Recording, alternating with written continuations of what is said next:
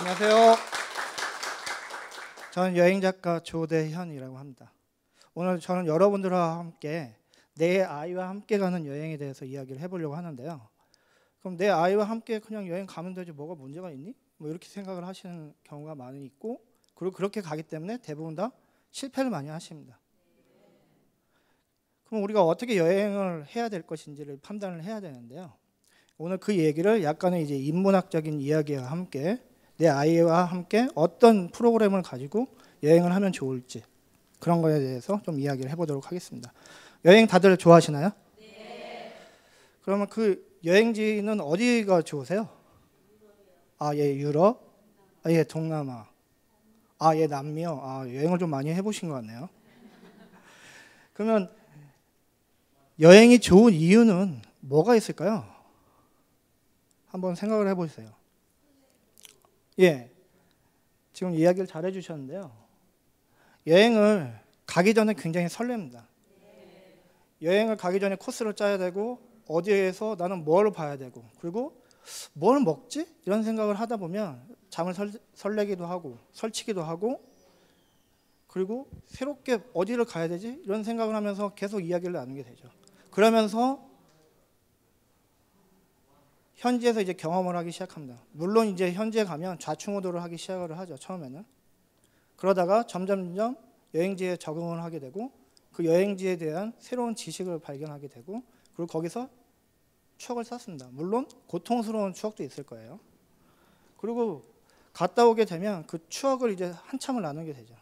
제가 한 번은 그 비행기를 이제 탔는데, 이제 인천으로 돌아오는 비행기였는데요.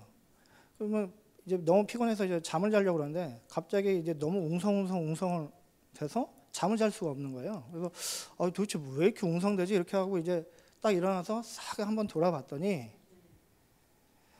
다 배낭여행객들이었어요. 그러니까 주로 대학생들이었고, 그래서 이 학생들이 자기의 경험담을, 좌충우돌 경험담을 계속 나누고 있는 겁니다. 그리고 옆에 있는 사람들한테 조심하기 위해서 웅성웅성 되니까 오히려 그게 더 잠을 방해를 하고 있었는데, 그래서 제가 무슨 얘기를 하나 이렇게 들어봤죠. 그랬더니 대부분은 다 어디를 잘못 갔는데, 어디서 뭐 도둑한테 뺏길 뻔했는데 그거를 못 뺏겼다라는 둥, 아니면 그걸 뺏겼다가 찾았다는 둥, 이런 얘기를 막 하는 거예요.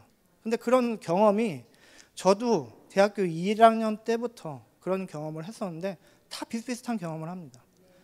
그리고 그 갔다 온 경험을 가지고 또 사진을 보면서 한 번 더 추억을 나누고, 또 친구들과 같이 사진을 교환하면서 새롭게 이제 자신의 추억을 쌓는데, 그 첫 여행이라든지 여러 가지 여행의 추억을 평생토록 간직을 하게 되거든요. 근데 유독 왜 아이와 함께 가면 여행이 나빠지냐 이겁니다. 그래서 이 여행에 대한 거를 한번 두 가지로 비교를 한번 하고 있습니다. 이제 우리가 부모님하고 이제 여행을 간다면요, 우리가 보통 이제 효도 관광을 이야기하는데, 부모님하고의 관광은 효도 관광이라고 하고, 내 아이와의 여행은 관광이란 말을 쓰지 않고 여행이란 말을 씁니다. 그리고 이 왜 차이가 있냐 하면, 부모님하고의 여행은 전적으로 부모님에게 초점이 맞춰져 있어요. 근데 내 아이와의 여행은 내 아이가 모른다는 이유 하나만으로 아이한테 초점이 맞춰져 있는 게 아니고 나한테 초점이 맞춰져 있어요. 결국 말만 아이와 여행이지 아이는 없는 거죠, 현실에서. 그래서 자기 위주로 자꾸만 여행을 하기 때문에 아이는 점점 재미가 없어지죠. 그리고 아이와 여행을 처음 하면서 패키지로 가는 경우가 가끔 더 있습니다. 그래서 패키지로 여행을 가면 무슨 일이 벌어지냐, 아이한테 이제 제가 설문도 하고 그러면서 많이 물어봤는데요, 대부분은 다 버스에서 그냥 잠만 잤어요. 이 얘기를 많이 합니다. 왜냐하면 특히 유럽을 가잖아요. 그러면 유럽에서 이 이동거리가 굉장히 길어요. 그래서 이동거리가 길다 보니 버스에서 아이는 잠을 자죠. 아무리 엄마가 잠을 자지 말라고 얘기를 해도 아이는 잠을 자게 되어 있습니다. 어쩔 수가 없어요. 그리고 결국 돌아오게 되면 너 뭐 봤니? 아니면 뭐 재밌었어? 이렇게 물어보면 재미 하나도 없었고요. 잠만 잤고 집에 가고 싶었어요. 야, 엄마가 얼마나 신경 써서 데리고 간 건데? 이렇게 물어보면 저는 그런 거 관심 없어요. 이게 아이들의 전적인 대답입니다. 이게 어린이나 아니면 고등학생이나 대학생이나 대부분 다 비슷해요. 그래서 이 아이와 여행을 어떻게 해야 될지 오늘 이야기를 해보려고 하는 겁니다. 그래서 가장 중요한 거는 아이와의 여행에 아이가 없으면 안 된다라는 거를 명심을 해주시고 이야기를 들어보십시오. 이 아이와의 여행에서 가장 중요한 거는 아까 제가 효도관광을 이야기를 했는데 효도관광은 전적으로 부모님한테 초점이 맞춰져 있고 부모님의 눈치를 살피게 되어 있어요. 왜냐면 부모님이 좋은 데 가서 이게 입맛에 맞다 그러면 흐뭇하죠. 근데 야, 이게 뭔 맛이니? 나 밥 먹어야겠다. 고추장 어딨니? 이렇게 얘기하시면 눈치를 보게 돼요. 그 눈치를 부모님한테 보시는 거를 왜 아이한테는 야, 너 나한테 맞춰야지 이런 식으로 나가기 때문에 아이가 문제가 생기는 거예요. 그래서 아이한테 자기 주도성을 줘야 되는데 모든 주도성은 나한테 갖춰져 있고 나를 따라와 이거죠. 대부분. 그래서 효도관광은 쉬세예요. 그래서 전적으로 부모님한테 초점이 맞춰져 있는데 아이한테는 자꾸만 그리고 야, 내가 여기 유럽에서 얼마나 많은 걸 가르쳐 주려고 하는데 배워라 이렇게 얘기하지만 그 배우는 게 아이는 배움이 없죠. 가르쳐줘도 모릅니다. 그리고 새로운 여행지에 적응을 해야 되는데 적응을 못해요. 부모님하고의 여행은 적응 단계가 별로 필요가 없어요. 부모님이 새로운 관광지를 패키지로 가서 거기에서 다 데려다 주고 먹고 입맛에 맞으면 좋은 거예요. 입맛에 맞지 않으면 가이드한테 좀 맛있는 데를 알려달라 이렇게 해서 밤 늦게 한 번 더 가면 됩니다. 그러니까 적응력이 필요가 없는데 아이와의 여행은 굉장히 적응이 필요해요. 근데 이 적응을 무시하고 나한테 맞춰라 그러니까 아이는 여행에서 좋을 줄 알았는데 배신당한 기분이 들죠. 그렇기 때문에 엄마한테 자꾸만 이제 짜증을 내게 되고 투정을 부리죠. 그러면 그 투정도 하루 이틀이지 언제까지 봐주겠습니까? 특히 이제 아빠하고 가면 아빠가 참다가 욱해서 내뱉는 순간 아이는 그때부터 여행이 싫어지는 겁니다. 그래서 내 아이가 그러면 여행이 필요하다는 것은 누구나 공감을 하고 있어요. 저희 누구나 공감을 하고 있고 많은 사람들이 여행이 필요하다라고 이야기를 하고 있습니다. 그래서 아이한테 주도성이 있어야 된다는 걸 명심을 해주시고 적응력이 필요하다. 근데 그게 그러면 이제 다음 얘기로 인문학적인 이야기를 좀 하려고 합니다. 우리가 살아나가는 시대는 21세기의 4차 산업혁명 시대가 아니었어요. 우리는 정보산업혁명 시대와 그리고 산업혁명 시대에서 살았던 사람들이에요. 그래서 우리의 틀에 맞춰갖고 아이를 계속적으로 가르쳐 왔습니다. 근데 그 가르치던 게 2000년대 중반부터 깨지기 시작해서 지금은 많이 깨지기 시작했고 부모님들도 그것이 깨지기 시작했다는 것을 알고 있어요. 그래서 그럼 내 아이한테는 어떤 게 필요하지? 이렇게 생각을 하다가 여행이 필요하다는 것을 알고 여행을 보내는데 문제가 생기는 거예요. 왜? 앞으로의 살아가는 시대에 맞게 아이들한테 여행을 시켜줘야 되는데 자꾸만 여행은 그냥 나한테 맞는 나는 산업사회 사람인데 아이는 4차 산업혁명 시대에 살아가야 될 아이한테 나한테 있는 거를 강요를 하게 되는 거죠. 그러니까 문제가 되는 건데요. 그러면 4차 산업혁명이 어떤 시대인지를 약간 이제 이야기를 약간 해보려고 해요. 여러분들 유발 하라리라고 아십니까? 예. 굉장히 똑똑하시네요. 예, 유발 하라리라고 이 사피엔스를 쓴 저자인데요. 이 사피엔스를 쓴 저자가 이제 이런 이야기를 했습니다. 왜 지구에 굉장히 많은 종이 있는데 그 한 종에 불과한 우리 인간이 지구를 정복을 하게 됐느냐? 그 이야기의 단적인 한 가지 대답이 이매지네이션 상상력이었습니다. 예를 들어 제가 설명을 해볼게요. 이쪽에 침팬지가 있고요. 인간이 있습니다. 침팬지 한 마리가 있고 인간 한 명이 있습니다. 그리고 앞에는 바나나 100개가 있어요. 그러면 침팬지는 바나나 100개를 보고 그냥 먹고 그리고 계속 먹습니다. 다른 생각을 별로 못해요. 또 다른 그나마 행동이 하는 게 뭐냐?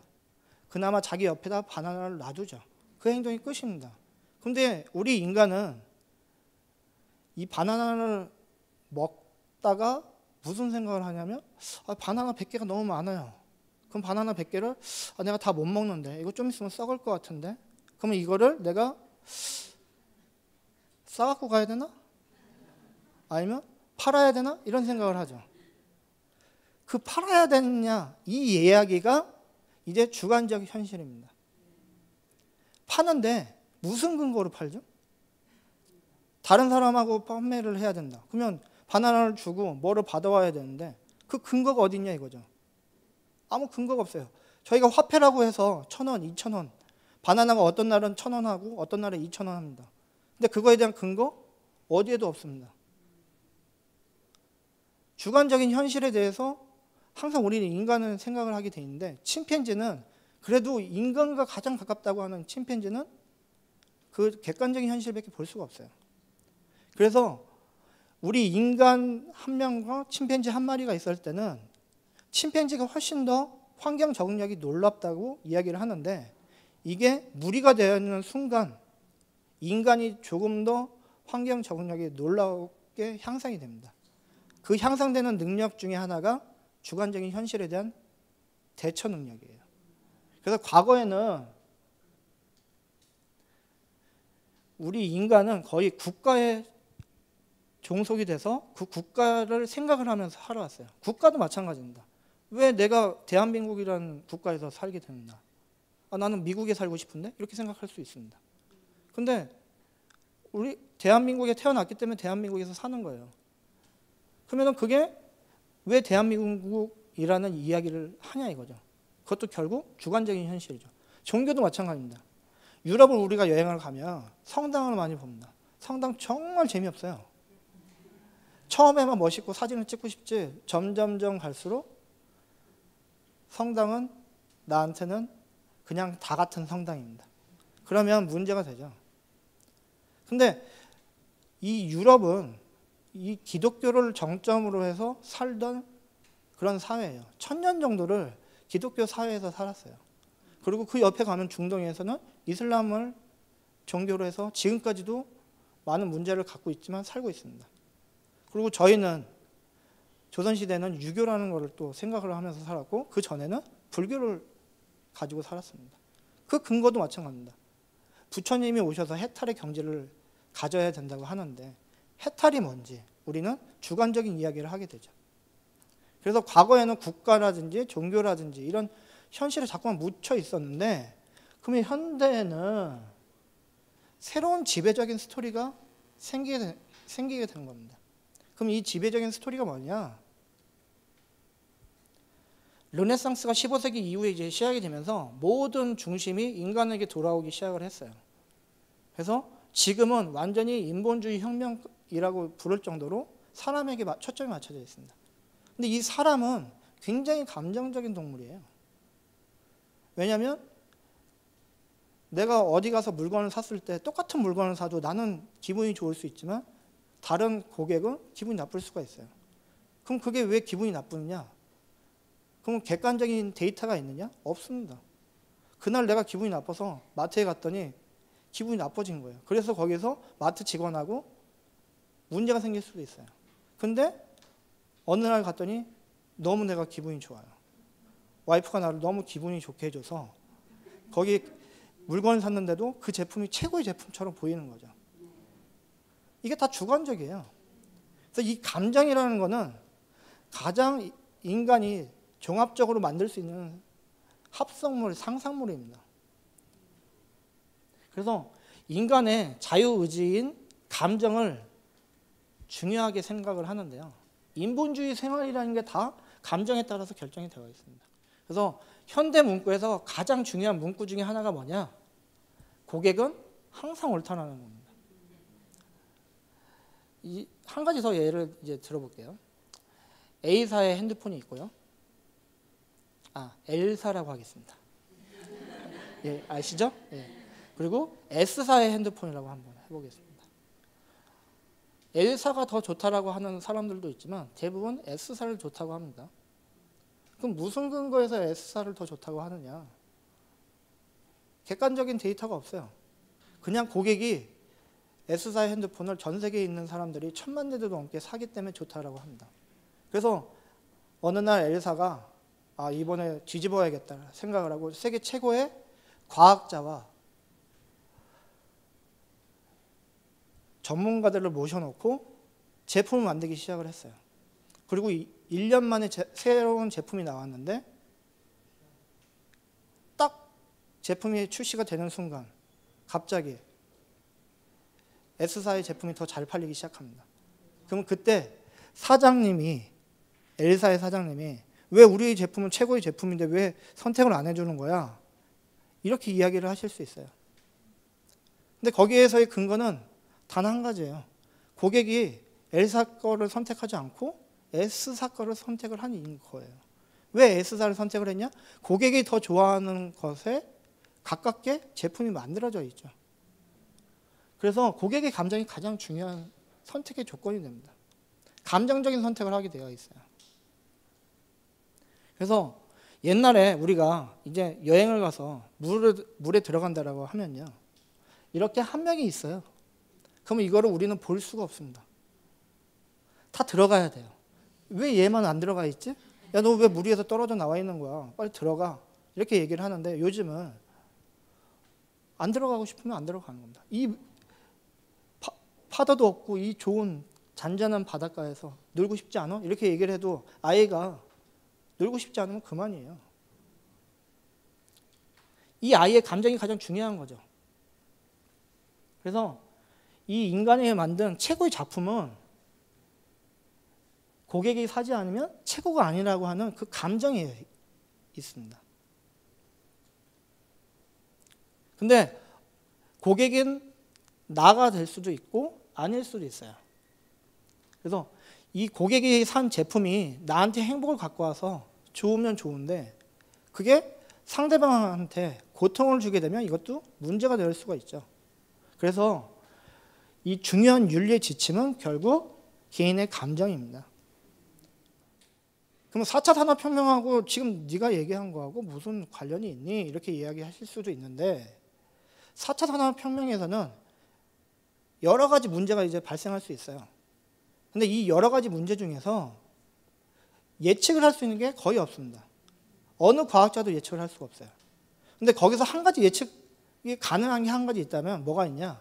노동의 시간은 확실히 확 줄어들 겁니다. 우리가 평균 8시간을 일하겠다고 이야기를 하지만 4차 산업혁명 시대에는 인공지능으로 대변되는 AI가 다 해줄 거예요. 왜? 우리는 쉬어야 되지만 인공지능은 쉴 필요가 없습니다.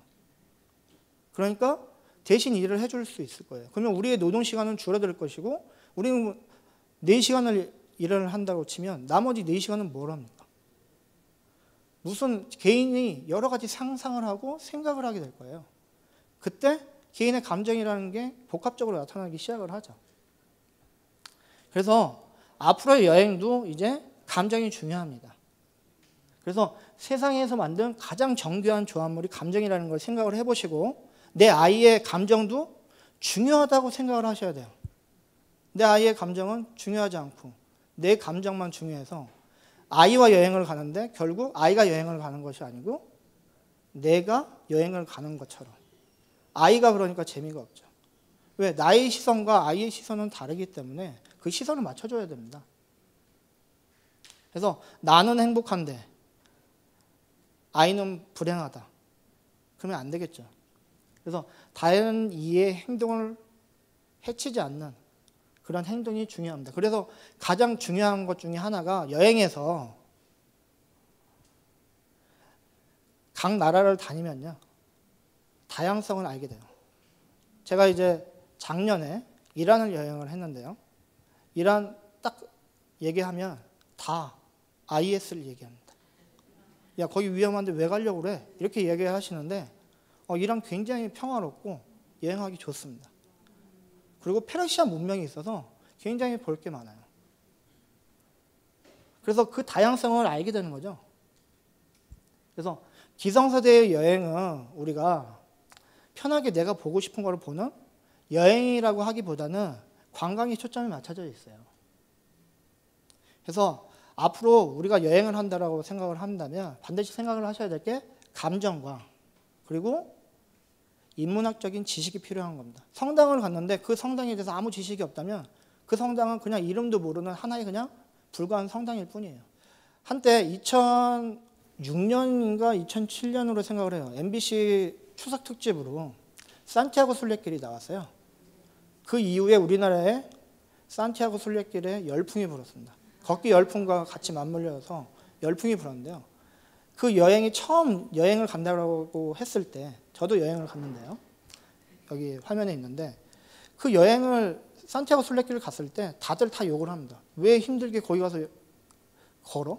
그게 여행이야? 이렇게 얘기를 하죠. 근데 그것도 하나의 여행입니다. 그리고 이렇게 굉장히 위험한 곳을 가요. 왜 위험한데 목숨을 내놓고 가?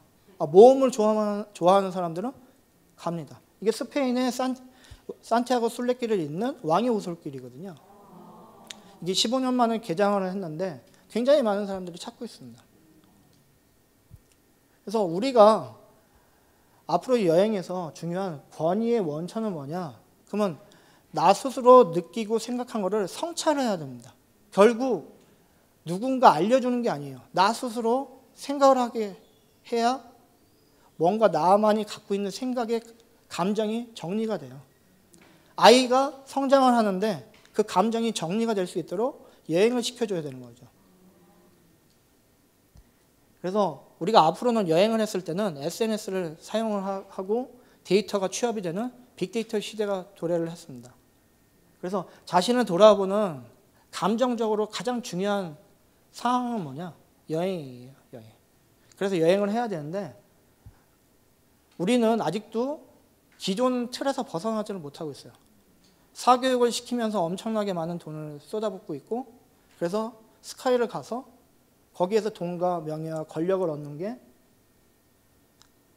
우리가 살아왔던 시대입니다. 근데 그것이 더 이상 통용이 되지 않고 있습니다. 그리고 그 통용이 점점점 권위를 잃을 거예요. 그럼 아이가 사는 새로운 시대는 뭐냐? 한 가지 예를 들어보면 2000년대 초반만 해도 우리나라에서 한류라는 게 거의 들어보질 못하는 단어였는데 지금은 전 세계 어디를 가도 한류라는 이야기를 듣습니다. 그리고 3대 기획사로 재편이 됐어요. 우리는 다 알고 있어요. 그러면 그 재편이 된 것에 아주 중요한 요소가 뭐냐? 해외에서 가장 노래 중에서 중요한 것 중에 하나는 해외에 있는 이제 많은 사람들이 이 정형화된 칼군무를 굉장히 좋아하는 겁니다. 전 세계에서 이렇게 정형화된 칼군무를 출 수 있는 노래와 춤을 같이 할 수 있는 어느 누구도 없었어요. 그걸 우리나라에서 만들었죠. 그래서 결국 새로운 산업을 형성을 시켰어요. 그래서 지금 굉장히 많은 학생들이 가수를 하고 싶어하는 생각을 많이 갖고 있죠. 그래서 우리가 잘 생각을 해봐야 될 게 우리는 지금까지 나 자신을 잘 몰랐다라는 생각을 좀 해보셔야 됩니다. 그래서 자꾸만 여행을 하는데 돈으로 해결하려고 하는 여행을 하시면 안 돼요. 유럽을 가는데 나는 많은 돈을 들여서 내 아이를 데리고 가니까 너는 굉장히 많은 걸 보고 와야 돼. 이렇게 생각하시면 여행이 이제 틀어지기 시작합니다. 그래서 아이는 부모가 힘들게 가는 여행이라는 것을 알까요? 모릅니다. 몰라요. 그래서 우리가 그러면 어떻게 여행을 해야 되는지 그 프로그램에 관련된 이야기를 좀 해보겠습니다. 우리가 유럽을 간다고 한번 가정을 해볼게요. 유럽을 가려고 하면요. 그냥 갈 수가 없어요. 코스를 짜야 돼요. 근데 그 코스를 누가 짜느냐? 내가 짭니다. 아이는 상관이 없이요. 그러시면 안 돼요. 아이가 짜게 해야 되는데 아이가 잘 모르죠. 그러니 아이와 같이 어디를 가야 될지를 생각을 하면서 코스를 짜야 되는데 아이의 원하는 방향이 나하고 다를 수 있어요. 그래도 그 다름을 인정을 해야 하는데 나는 돈이 중요하다는 생각으로 자꾸만 아이의 생각을 무시하게 돼 있어요. 그러면 문제가 됩니다. 그래서 파리를 가잖아요. 아이가 제일 좋아하는 곳은 어디냐? 디즈니랜드예요. 실제로 디즈니랜드를 가면 아주 어린아이가 노는 별로 재미가 없는 테마파크입니다. 근데도 아이는 디즈니랜드라는 단어 하나만으로 나는 여기를 가보고 싶어. 이렇게 얘기를 하지만 엄마는 루브르 박물관을 갑니다. 루브르 박물관을 가서 모나리자를 자꾸만 보려고 그래요. 모나리자를 가면요, 이 화면처럼 이 정도 되는 크기에 여기에 굉장히 많은 방청객이 있는 것처럼 굉장히 많은 그림을 보려고 하는 사람들이 모여 있습니다. 근데 거기를 뚫고 모나리자를 봐야 돼요. 그럼 그거는 그 아이가 얼마나 보기 싫은 모나리자 그 그림이 되겠어요. 그 모나리자를 딱 봤어요. 근데 그럼 감흥이 있나요? 아무것도 없어요. 애는 빨리 나가고 싶어요. 그러면 엄마는 붙잡습니다. 야, 이거 저 봐. 근데 엄마도 설명은 없어요.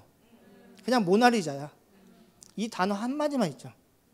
그러니까 아이는 재미가 없고 엄마는 계속 보라고 그러고 나는 다리가 아프고 난 나가고 싶은데 난 나가서 아이스크림이라도 하나 더 먹고 싶은데 엄마는 또 돈이 아깝다고 아이스크림을 못 먹게 하시는 순간 아이는 엄마 나 집에 가면 안 돼? 이렇게 얘기를 합니다. 최악의 순간이 다가오죠. 그래서 우리가 처음 여행할 때부터요, 조금 더 다른 접근 방법을 좀 취해야 합니다. 이 지금 화면을 보시면 아이가 이 인포메이션 센터에 가서 물어보고 있는 장면입니다. 우리가 유럽을 가려고 하면요, 직항으로만 가도 12시간을 가야 돼요. 우리가 경유를 하면 15시간까지도 갈 수가 있어요. 그럼 내리면 굉장히 피곤합니다. 그러면 엄마가 피곤하고 아빠가 피곤하다는 생각에 그냥 대충 빨리 들어가야지, 숙소로, 호텔로 가야 돼, 이런 생각을 하시는데 그러시면 안 됩니다. 내리는 순간 아이한테 인포메이션 센터를 찾아서 한번 우리 숙소를 주소를 알려주고 이거 어떻게 가는지 한번 물어봐, 이렇게 얘기를 해야 됩니다. 그럼 물어보라고 하면 아이가 싫어하죠. 그러니까 뒤에서 바라볼 테니 한번 물어봐라, 못해도 돼, 이렇게 얘기를 하고 물어보게 하죠. 근데 아이가 물어봤기 때문에 굉장히 친절하게 대답을 해줘요. 그러면 아이는 별 이야기를 안 했는데 내가 영어를 그렇게 잘하나? 이렇게 착각을 하죠. 그러면서 이거 별거 아닌 것 같은데, 그러면서 찾게 돼요. 그리고 이제 표를 찾아야 돼요. 그럼 시내로 들어가려면 기차도 탈 수도 있지만 버스를 탈 수도 있어요. 그거를 아이가 갖고 온 정보에 의해서 타셔야 돼요. 버스가 더 빨리 갈 수도 있고 기차가 더 빨리 갈 수도 있지만 아이가 갖고 온 정보에 의해서 찾아가야 됩니다. 그리고 내리면 숙소까지 또 이동을 하는데 그 숙소까지 이동하는 것도 아이가 찾도록 해야 돼요. 못 찾을 수 있죠. 못 찾아도 한번 이렇게 보다가 너무 심하면 그때서나 조금 같이 물어보면서 같이 적응을 하는 겁니다. 그렇게 숙소를 찾아가면 한 3시간도 걸릴 수 있어요. 그러면 그날은 끝나죠. 근데 그 끝나는 거 당연스럽게 생각을 하셔야 되는데 자꾸만 나 오늘 뭐 봐야 되는데 이거 오늘 안 보면 안 되는데, 이런 생각을 하시면 아이한테 자꾸만 미운 생각이 들어가면서 문제가 생겨요. 그런 생각을 하지 마셔야 되고요. 그리고 공항에 내려서 반드시 현실을 어떻게 해야 되는지 생각을 하셔야 되는데 가장 중요한 말이 있습니다. 아이는 따라가는 존재가 아니라는 거. 아이가 주도를 해야 된다는 것을 명확하게 생각을 하셔야 돼요. 그리고 우리가 숙소를 찾는 것도 문제지만 관광지를 찾으려고 하시면요, 길을 물어봐야 돼요. 근데 길을 물어보려고 하면 아이도 힘들지만 엄마도 힘듭니다. 그러면은 뭐 내가 한번 해볼까? 아니면 그냥 지도 찾아갈까? 몰라도 알아도 물어봐야 됩니다. 아이한테 시켜야 돼요. 그러면 아이가 하루라도 해봤으면 찾아가기가 쉬워요. 근데 알려준 대로 갔는데 나왔어요. 그럼 내가 영어 실력이 리스닝이 너무 잘 되는지 착각을 하죠. 아이가 착각을 하면서 아이는 점점 재미가 올라갑니다. 그때 제일 중요한 거는 부모님이 칭찬의 한마디를 해야 되는데 뭐 그거 당연한 거지 이렇게 생각하시면 안 되는 거고, 또 부모님도 솔직히 해외에 나가서 외국인들한테 물어보기가 쉽지가 않아요. 대단한 걸 했는데 내 아이가 했으면 그게 대단한 걸로 보이지 않는다는 게 가장 문제가 있어요. 그래서 해외에서 길 찾아가기는 가장 중요한 우리가 핵심 요소입니다. 그것이 내가 지도를 찾아가는 과정도 있지만 지도를 보다가도 아이한테 이거 엄마가 한번 모르겠어. 한번 가서 물어봐 줄래? 이렇게 얘기를 하면 아이는 부모의 요청에 의해서 새로운 행동을 했는데 그게 내가 성공을 했어요. 그러면 성취감을 맛보게 되는 겁니다. 이 성취감이 아이가 적극성을 띠게 되는 거죠. 그리고 이제 해외 나갔을 때 요즘은 이제 안전 문제가 중요하죠. 안전 문제에서 제가 한 가지 이야기할 게 있습니다. 우리가 이제 아이의 안전에 대해서 굉장히 중요하다고 하는데 정작 아이의 안전에 대해서는 아무 생각이 없이 가세요. 얼마 전에 우리 버스 기사가 아이는 내렸고 엄마는 타고 있는 상태에서 버스가 출발하는 상황이 있었습니다. 해외에서는 그런 상황이 자주 발생해요. 그러면은 거기서 당황을 하면 끝나는 거예요. 그러면 그때 약속을 해야 합니다. 혹시 엄마가 너랑 떨어지게 되면 내가 탔는데 너는 못 타게 되면 거기에 그냥 앉아 있어. 그럼 내가 한 정거장 갔다가 다시 다른 차를 타고 들어올게. 그러면 10분밖에 안 걸릴 테니까 너는 10분만 그냥 그대로 앉아 있어. 아무한테도 가지 마. 이렇게 약속을 해야 돼요. 근데 반대인 경우에 아이가 타고 내가 못 탔어요. 그러면 한 정거장 후에 그대로 내려서 똑같이 그냥 앉아 있어. 그렇게 약속을 하면 내가 다음 차를 타고 갈 거야. 그럼 엄마랑 그냥 만나면 돼? 해야 됩니다. 문제가 생겨도 문제가 아닌 것처럼 그러면서 이야기를 나눌 수 있을 만한 소재가 생겨야 되는데 내리는 순간 애가 없으니까 당황해서 막 아무나 자꾸 울고 불고 해도 말이 안 되니까 대처를 할 수가 없어요. 그 대처를 해야 되고요. 혹시 시간이 길어졌다. 그러면 아이도 숙소를 알면 숙소를 찾아올 수 있거든요. 특히나 이제 중고등학교 정도 되면 숙소를 찾아옵니다. 근데 이제 돈이 없으면 못 찾아오죠. 근데 아이한테 여행을 가서 돈을 안 줘요. 용돈을 안 줍니다. 내가 다 쓰려고 그래요. 근데 거기에서 대처 방법은 하나는 뭐냐?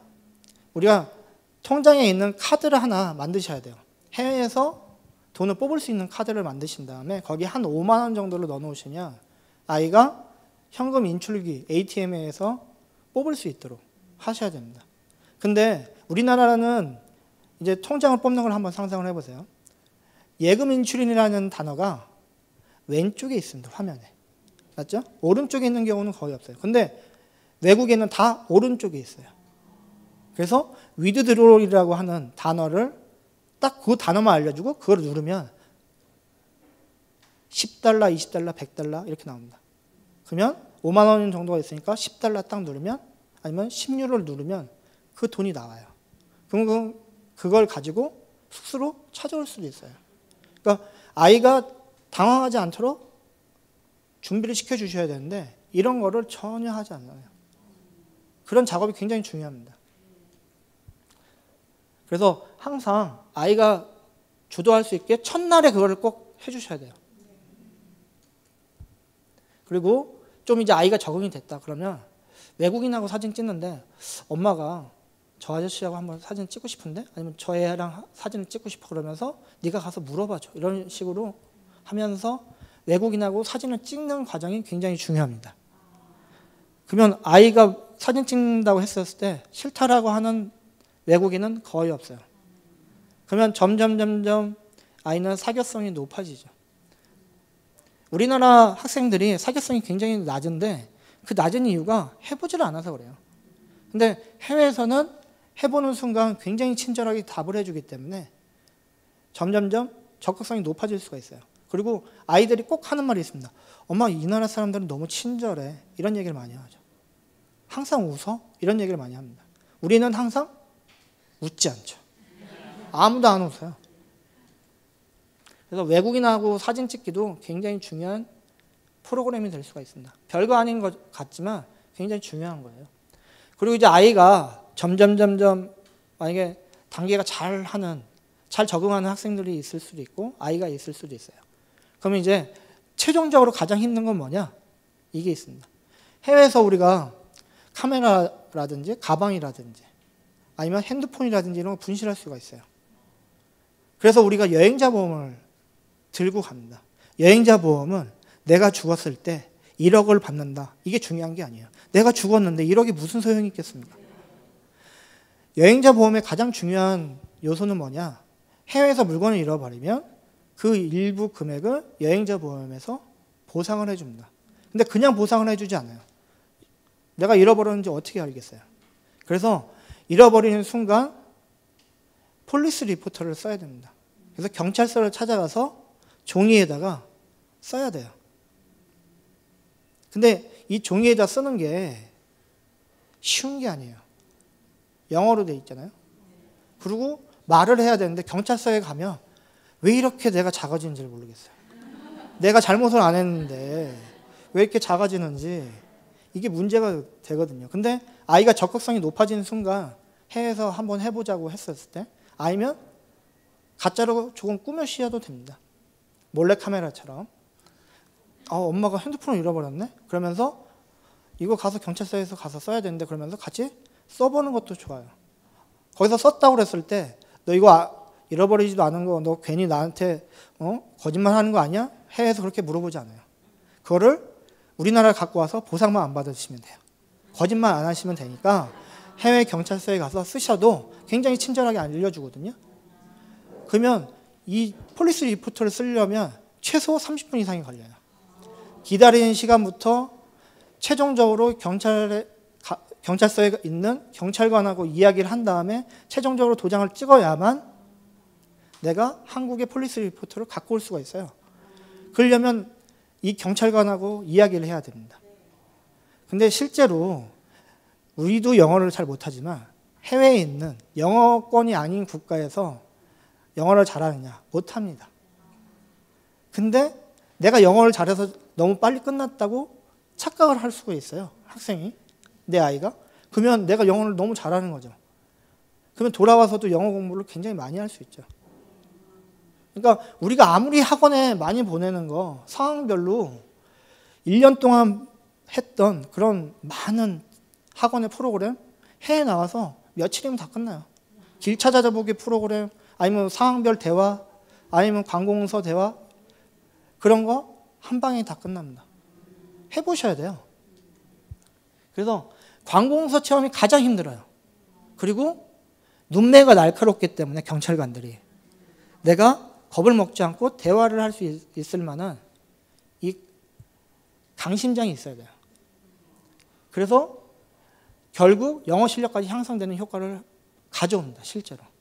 그리고 이것이 학생의 아니면 내 아이가 성장을 하는데 굉장히 중요한 요소가 돼요. 그리고 여행을 오래 하잖아요. 유럽 여행을 간다고 했을 때 동남아는 뭐 짧으니까 상관이 없는데요. 우리가 유럽이라든지 뉴욕을 가면 좀 오래 갑니다. 그러면 10일만 돼도 피곤합니다. 피곤한데 엄마는 내일 뭘 봐야 돼. 그래서 일어나지 않는 아이를 억지로 깨워서 갑니다. 그러면 아이는 그날 끝이에요. 아무것도 안 보여요. 제가 한 번은 민박에서 이제 여행을 할 때가 있었는데 파리였었는데 저랑 거의 동일한 루트로 제가 아침 9시에 출발을 해서 저녁 11시에 들어왔어요. 근데 저보다 더 늦게 들어왔어요.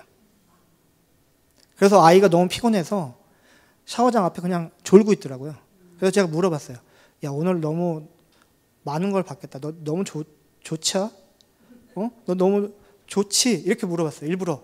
그랬더니 애는 단 한마디를 합니다. 저 집에 가고 싶은데 엄마가 못 가게 해요.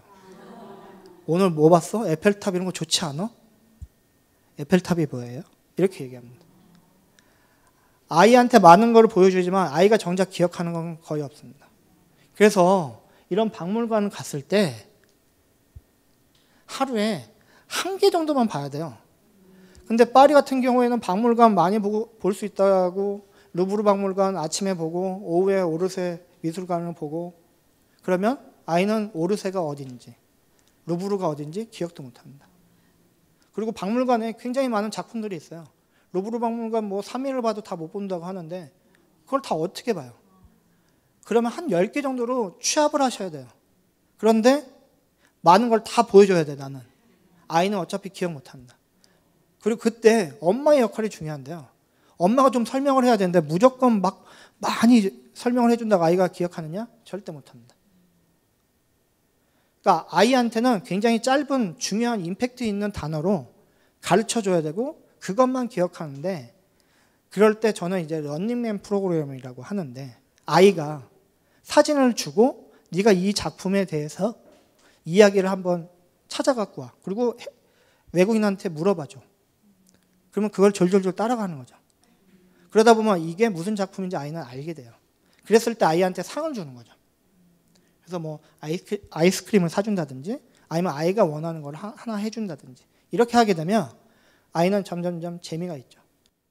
그럼 여기 지금 제가 일부러 거꾸로 해놨는데, 아이가 너무 피곤한 사진을 제가 애가 힘든 거라는 걸 알려드리기 위해서 제가 이렇게 일부러 거꾸로 해놨어요. 아이가 이게 지금 박물관에서 그럼 누워있는 거예요. 의자에서. 그럼 엄마가 이걸 보면 화가 나죠. 창피해요. 창피해 하시면 안 되는데 창피하죠. 그럼 아이는 창피하지 않아서 이렇게 누워있을까요? 아닙니다. 아이도 창피한 거 알아요. 그런데 너무 피곤하니까 이렇게 누워있는 거죠. 이럴 때 또 최악의 행동은 뭐냐? 윽박질러죠. 화를 냅니다. 그러면 아이는 그때부터는 그냥 그 다음 일정은 모두 리셋이 되고 그냥 한국으로 돌아오고 싶습니다. 그런 순간이 계속 발생을 하는데 결국 그렇게 갔다 왔어요. 유럽 여행 한번 가려면요, 아이와 함께 가려면 아빠와 나와 애 한 명만 가도 거의 1,000만 원 가까이도 들 수가 있어요. 1,000만 원이라는 돈이 작습니까? 큰 돈이죠.